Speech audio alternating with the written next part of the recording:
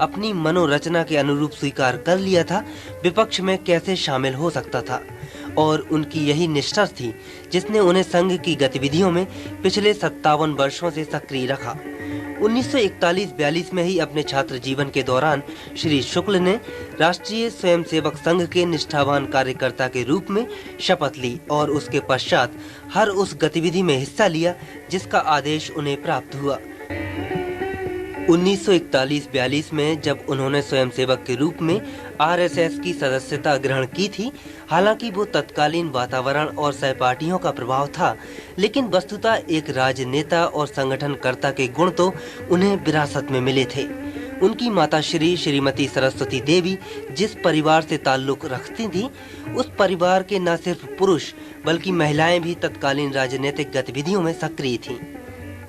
मेरे मामा मऊरानीपुर में मेरा ननिहाल है, तो मेरे मामा रामनाथ त्रिवेदी और पंडित घासीराम व्यास जो कि बुंदेलखंड के बड़े यशस्वी कवि हुए हैं, और 1930-31 में जब जवाहरलाल जी को उन्होंने बुलाया, कांग्रेस ये किसान कॉन्फ्रेंस मऊरानीपुर में हुई, तो रामनाथ त्रिवेदी मेरे मामा और ये घासीराम व्यास भी मेरे मामा तुल्य थे, मुझे अपने भांजे से भी अधिक स्नेह करते थे। तो इन लोगों ने पंडित जवाहरलाल जी को बुलाया वहाँ।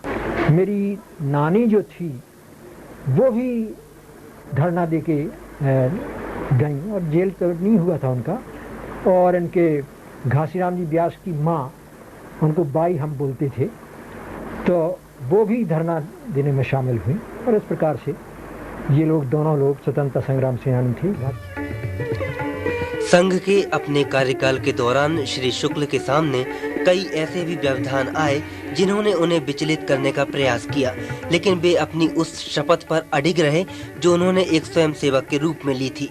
और फिर इस सदी के 6वें दशक में जब भारतीय जनसंघ का गठन हुआ, तो वे उसके निर्माण काल से ही उसके सदस्य बन गए और इसके पश्चात विंध्य प्रादेशिक जनसंघ के महामंत्री का दायित्व उन्हें सौंपा गया। उनकी संगठनात्मक क्षमता एवं कार्यकुशलता के फलस्वरूप उन्हें विंध्य प्रदेश का उपाध्यक्ष बनाया गया, जिसकी हैसियत से 1953 में कानपुर के फूलबाग में आयोजित भारतीय जनसंघ के पहले अधिवेशन में उन्होंने हिस्सा लिया। और यही वो पहला मौका था जब भारतीय जनसंघ के संस्थापक डॉक्टर श्यामा प्रसाद मुखर्जी उनके व्यक्तित्व से प्रभावित हुए। जब 1951-52 में जनसंघ बना तो डॉक्टर श्यामा प्रसाद मुखर्जी ने अखिल भारतीय स्वरूप इसका दिया। उस समय लखनऊ में जो सबसे पहला कन्वेंशन हुआ, सम्मेलन हुआ, उसमें मैं गया था और वहाँ डॉक्टर मुखर्जी ने प्रश्न रखा, सब जो प्रतिनिधि लोग आए थे, कि भाई हमारा झंडा तो ये होगा, और उसमें यानी जो उसका जो मूल सूत्र है, मोटो है, वो क्या लिखा जाए ये बता। तो मैंने खड़े होकर कहा, क्योंकि दीपक चिन्ह था जनसंघ के झंडे का, तो मैंने वहाँ खड़े होकर कहा, तमसो माँ ज्योतिर्गमय। तो डॉक्टर मुखर्जी बहुत प्रसन्न हुई, मेरी पीठ ठोकी उन्होंने, बहुत अच्छा, बहुत अच्छा। 1953 में ही डॉक्टर श्यामा प्रसाद मुखर्जी के आह्वान पर आपने कश्मीर सत्याग्रह में भाग लिया, जिसके कारण आपको जेल यात्रा भी करनी पड़ी। इसके पश्चात 1957 तक उन्होंने जनसंघ में रहकर विभिन्न पदों को सुशोभित किया, लेकिन यही वो समय था जब उन्हें राजनीति से विरक्ति हुई और अपने सहयोगियों की इच्छा पर उन्होंने जनसंघ को त्याग कर विशुद्ध रूप से राष्ट्रीय स्वयंसेवक संघ के कार्यकर्ता के रूप में अपनी पहचान बनाई। लेकिन 1975 से 77 के दौरान आपातकाल के विरोध में सत्याग्रह करने के कारण जब संघ एवं जनसंघ के सभी नेताओं को गिरफ्तार किया गया, तो श्री शुक्ल भी समय के कुचक्र से ना बच सके और उन्हें पूरे 21 माह का कारावास भुगतना पड़ा। यह वो समय था जब 7 पुत्र एवं 1 पुत्री के भरे पूरे परिवार में कमाने वाले एकमात्र श्रीनिवास ही थे, लेकिन इस विपदा से भी वे विचलित नहीं हुए। इस समय उनके तृतीय पुत्र राकेश ने भी अपने पिता को अपने सिद्धांतों पर अडिग रहने का संबल प्रदान किया, जब उन्होंने अपने पिता के आदर्शों एवं पद चिन्हों पर चलते हुए वकालत के पेशे को अपनाया और परिवार के भरण पोषण का भार अपने कंधों पर उठाया। लेकिन आपातकाल की इस त्रासदी को झेलने के बाद भी श्री शुक्ल ने अपने सिद्धांतों एवं आदर्शों से कभी समझौता नहीं किया और एक समर्पित स्वयंसेवक के रूप में अपनी भूमिका का निर्वाह करते रहे। इस दौरान आपने अनेक वर्षों तक महाकौशल प्रांत के बौद्धिक प्रमुख एवं अखिल भारतीय संस्थान विद्या भारती के मध्य क्षेत्रीय अध्यक्ष के पदों को सुशोभित किया और वर्तमान में पिछले लगभग 17 वर्षों से महाकौशल प्रांत के संघ चालक हैं। लेकिन श्रीनिवास जी को राजनीतिक एवं संगठनात्मक गुण जहां मातृपक्ष से विरासत में मिले थे, वहीं साहित्यिक सृजन की प्रेरणा उन्हें अपने पिता पंडित राजाराम शुक्ल से मिली। साहित्य की ओर अभिरुचि का मूल कारण तो मेरे पिताजी की विरासत ही कहना चाहिए। पिताजी अच्छे कवि थे और अच्छे समाज सेवक भी थे, तो वो यानी शेरों और फागों और घनाक्षरियों के अच्छे रचनाकार थे, तो उनके द्वारा मुझे काव्य और साहित्य की प्रेरणा मिली। हालांकि 1947 में छतरपुर आने के बाद उन्हें अपना काफी समय संघ के दायित्वों का निर्वहन करने में लगाना पड़ा, लेकिन इसके बावजूद भी उनमें अंदर छिपे हुए साहित्यकार को उभरने से कोई नहीं रोक सका और जब 1948 में उन्हें आरएसएस छोड़कर उच्च पद का लालच दिया गया तो इस अवसर पर उन्होंने एक कविता का सृजन किया। उन्हीं के शब्दों में, सौदागर ने मेरा भी मोल लगाया था, मैं बिक जाता तो आदर्शों का क्या होता। रिपुदल ने दलबल सहित आक्रमण बोला था, मैं झुक जाता तो संघर्षों का क्या होता। हर क्षण बाधा ने पांवों की गति को बांधा, मैं रुक जाता तो उत्कर्षों का क्या होता। जो व्यष्टि अहम के वर्तमान में खो जाता तो इस समष्टि के कल परसों का क्या होता। तो मुझको अपनी धुन में, अपनी ही मस्ती में, अपनी गति से अपनी धारा में बहने दो। तुम वैभव की कक्षाओं में चढ़ते जाओ, पर मुझे नींव की शिला मात्र तो रहने दो। आपने साहित्य की विविध विधाओं में सृजन कर भाषा को जो शक्ति, सामर्थ्य, अभिव्यंजना, प्रवाह, लावण्य और गरिमा प्रदान की है, उसे भुलाया नहीं जा सकता। मानवीय अनुभूति एवं संवेदना की अभिव्यक्ति के यात्रा पथ को अक्षर आलोक से प्रकाशित करने वाले श्री शुक्ल अनेक वर्षों तक विंध्य प्रादेशिक हिंदी साहित्य सम्मेलन के प्रधानमंत्री और फिर अध्यक्ष पद पर भी आसीन रहे। उनके कार्यकाल में बुंदेलखंड के लोक कवि गंगाधर व्यास का काव्य संकलन गंगाधर गरिमा और बिजावर के आचार्य कवि बिहारी का काव्य संग्रह बिहारी ग्रंथावली का प्रकाशन साहित्य सम्मेलन द्वारा किया गया, जिनका संपादन श्री शुक्ल ने स्वयं किया। बुंदेलखंड की साहित्यिक परंपरा के समर्थवाहक श्री शुक्ल की रचनाओं में नींव शिला, चेतना सेतु एवं तुलसी तरंग प्रकाशित हो चुकी हैं, जबकि प्रस्तर स्वर, नेता नख शिक, प्रज्ञापथ, धरती के लाल एवं स्फुट लेख संग्रह आदि रचनाएं प्रकाशनाधीन हैं। आपकी ये रचनाएं जहां एक ओर आपके काव्य सौष्ठव एवं आपकी शब्द गरिमा एवं प्रांजल अभिव्यक्ति को सहज ही उजागर करती हैं, वहीं दूसरी ओर वे अधुनातन जनजीवन को एक नवीन दिशा दृष्टि भी प्रदान करती हैं।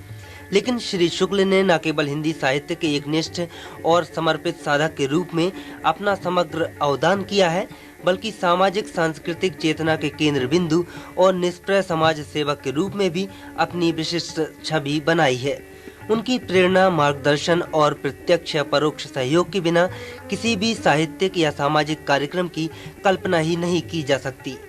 अपने जीवन के 77 वसंत पार कर चुके श्री शुक्ल कुछ समय के लिए नगर पालिका के अध्यक्ष भी रहे। अपने इस कार्यकाल में उन्होंने नगर के विकास के लिए कई कार्य किए।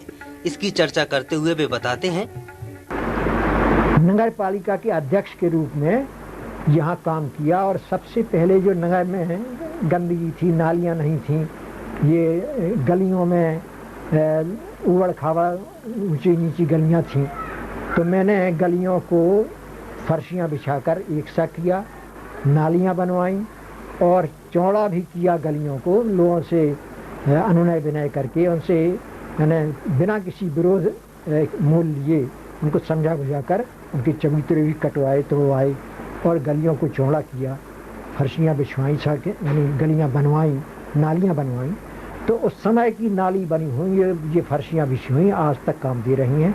ये सबसे बड़ा मेरा काम रहा।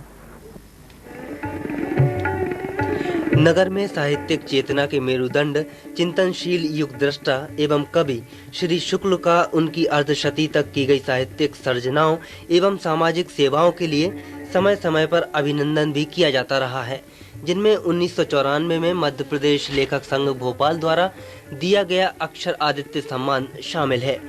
इसके अलावा भी उन्हें कई सम्मान पत्र, अभिनंदन पत्र एवं स्मृति चिन्ह भेंट करके सम्मानित किया गया।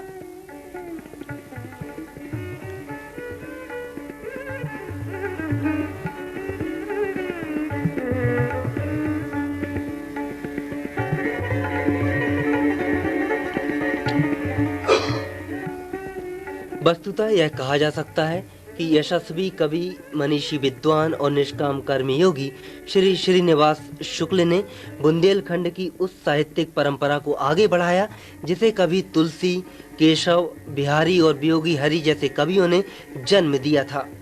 राष्ट्र सेवा में निष्काम भाव से समर्पित साहित्यानुरागी एवं बुंदेलखंड के कीर्ति पुत्र श्री शुक्ल आज उस शिखर पर हैं जिससे प्रेरणा लेकर इस क्षेत्र में उभरती नई नई कोपलें अपना गंतव्य निश्चित कर सकती हैं।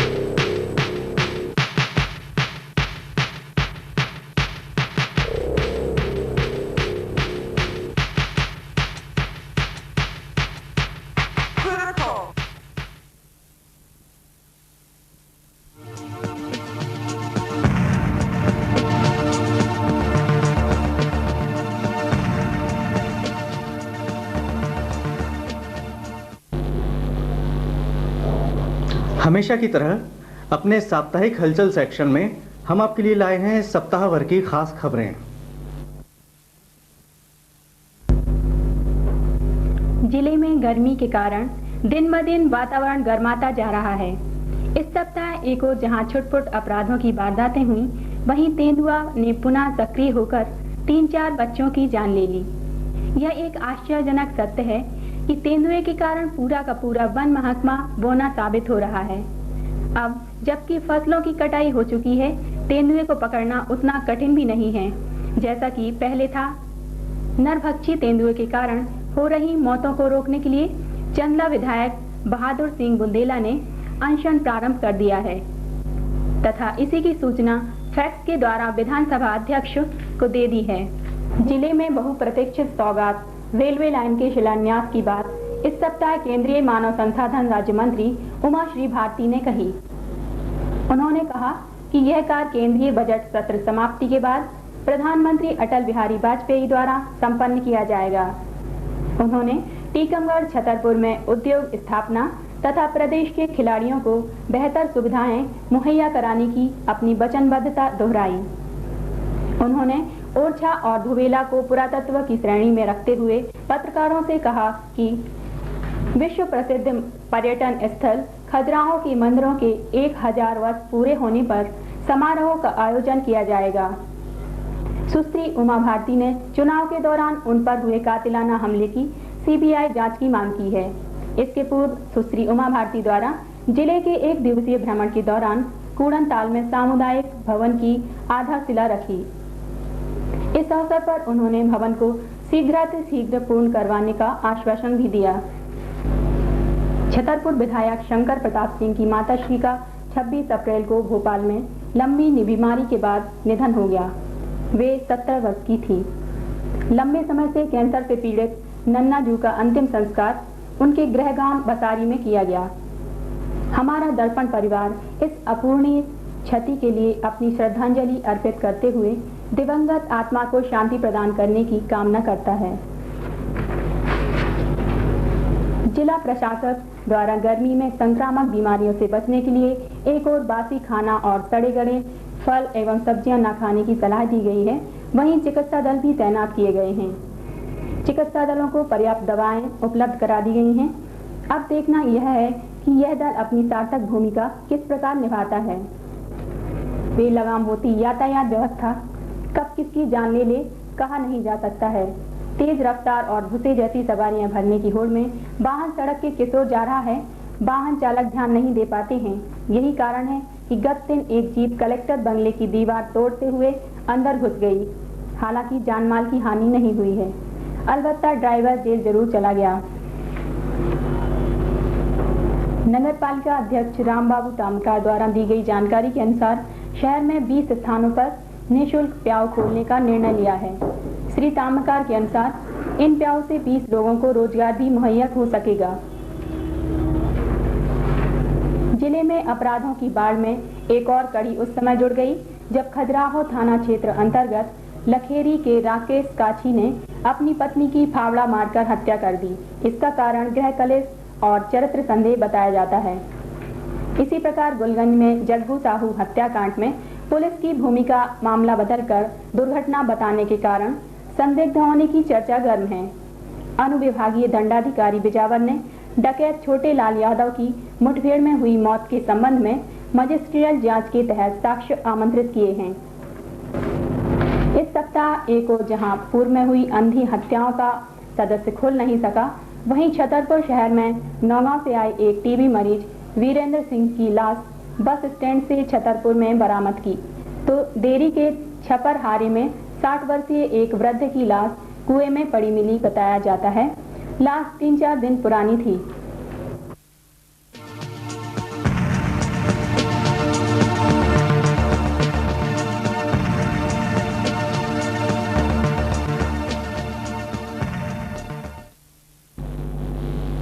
पिछले अंक के संदर्भ में आपके सुझाव हमें प्राप्त हुए। आशा है आप अपने सुझाव हमें इसी तरह भेजकर प्रोत्साहित करते रहेंगे। हमारा पता है संपादक साप्ताहिक पत्रिका Darpan, PVC bureau, RK studio, Chhatarpur, Madhya Pradesh. Phone 22568 22294 22153 31576। हम आपसे फिर मिलेंगे इसी समय इसी दिन अगले सप्ताह। तब तक के लिए नमस्कार।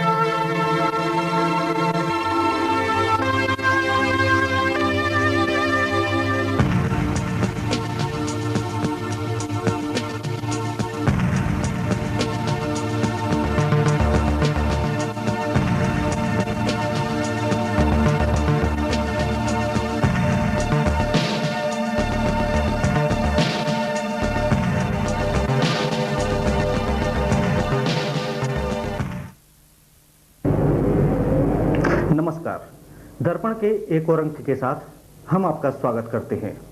इस अंक के मुख्य आकर्षण हैं एक रिपोर्ट इमाम हुसैन साहब की शहादत के पर्व मुहर्रम पर, एक मुलाकात महिला उत्थान की अग्रदूत वरिष्ठ समाज सेविका श्रीमती गायत्री देवी परमार से, और अंत में हमेशा की तरह साप्ताहिक हलचल।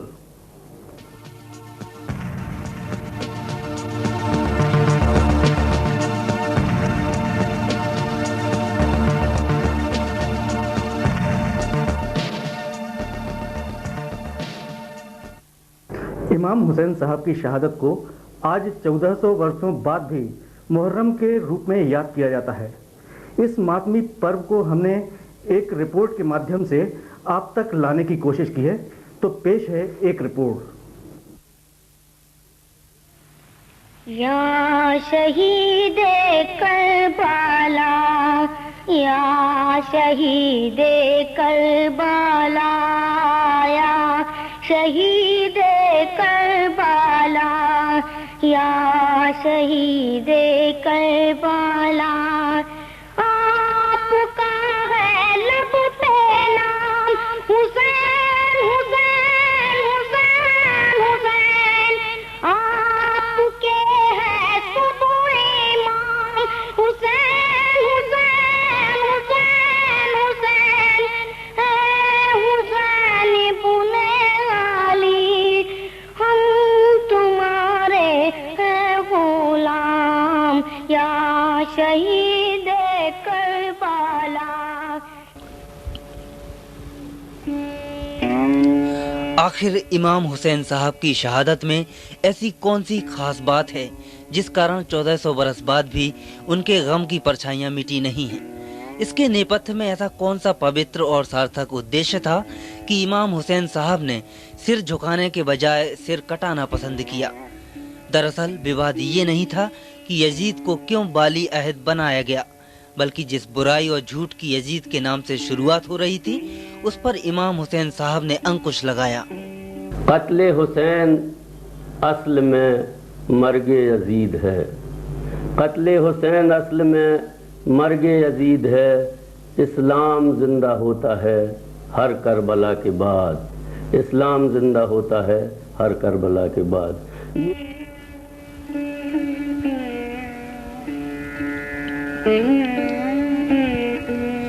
मुहर्रम माह के तमाम दिनों में यौम आशुरा का अलग महत्व है। इस दिन सिर्फ शहादत इमाम हुसैन ही नहीं हुई, बल्कि हजरत नूह की कश्ती किनारे पर लगी। हजरत मूसा और उनके कौम की फिरौन के जुल्म से निजात मिली। हजरत इब्राहिम नारे नमरूद से बचाए गए। इसी दिन हजरत आदम की तौबा भी स्वीकृत की गई। इस दिन विश्व के करोड़ों मुस्लिम हजरत इमाम हुसैन साहब की शहादत पर अपने दुख को व्यक्त करते हैं।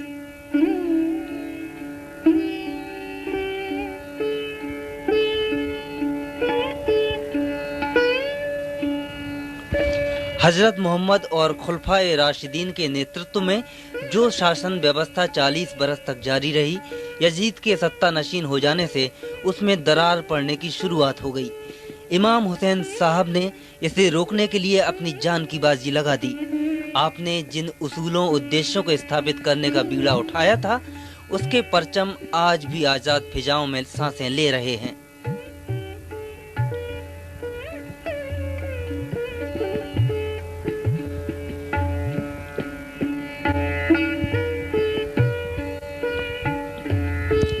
इस्लामी हिजरी सन का पहला महीना बल्कि पहले 10 दिन को मुहर्रम कहा जाता है।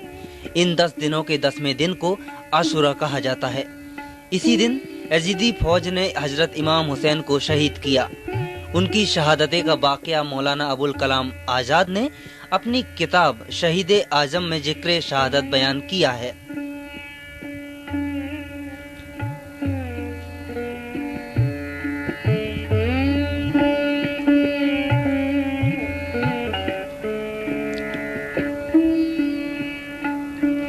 हजरत इमाम हुसैन साहब की शहादत की यादगार में मुहर्रम को मनाने की परंपरा हर जगह अलग होती है, लेकिन एक चीज है जो हर जगह समान होती है, वो है कुछ बड़े और कुछ छोटे ताजिए।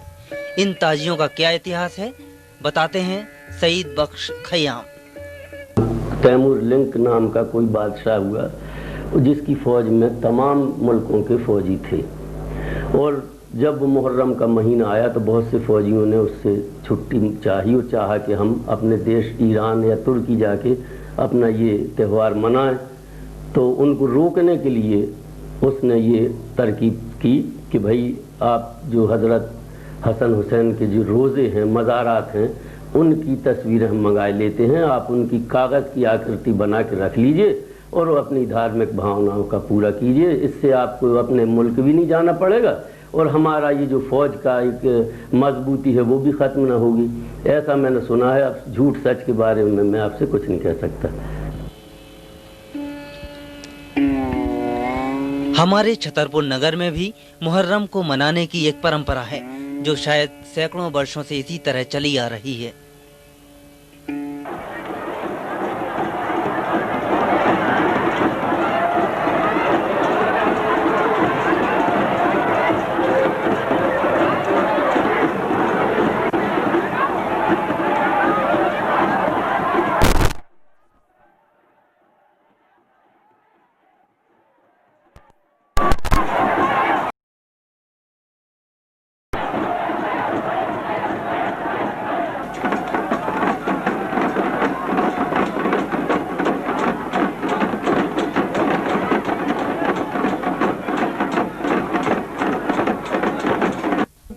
माहौल को और अधिक गमगीन करते ये ढोल के स्वर शायद इस्लाम के अनुयायियों को उस हादसे की याद दिला रहे हैं जो हजरत इमाम हुसैन साहब के साथ हुआ।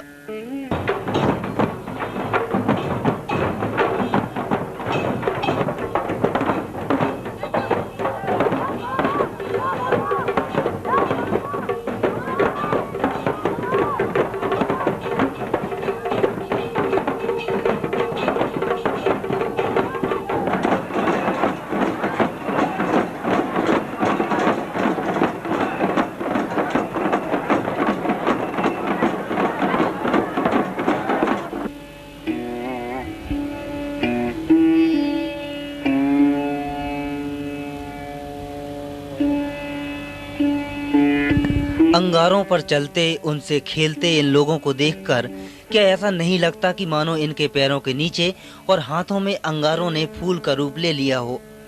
शायद ये लोग इन अंगारों से खेलकर उस यातना का एहसास कराना चाहते हैं जो हजरत साहब को दी गई थी।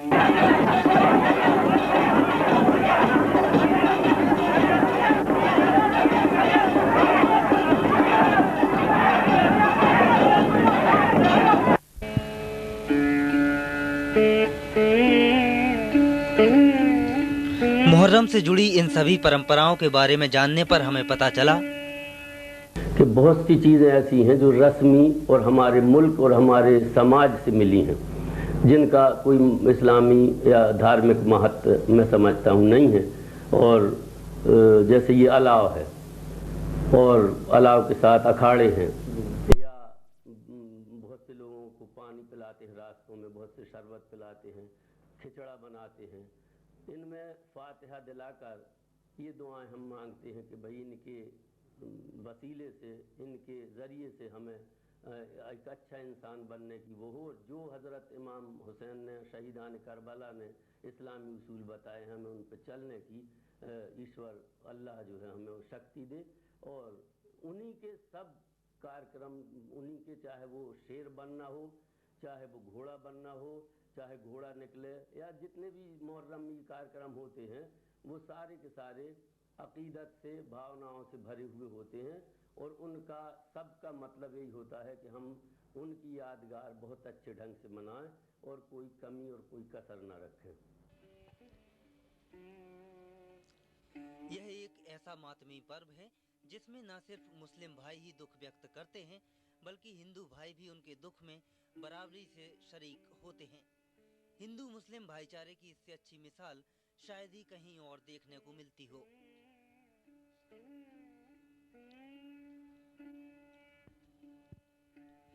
अंत में इतना ही कहा जा सकता है कि इमाम हुसैन साहब की शहादत के इस पर्व मुहर्रम को सिर्फ मनाना ही काफी नहीं है, बल्कि उनके प्रति सच्ची श्रद्धांजलि तभी होगी जब उनके उसूलों और उद्देश्यों का सही तरीके से अनुकरण किया जाएगा।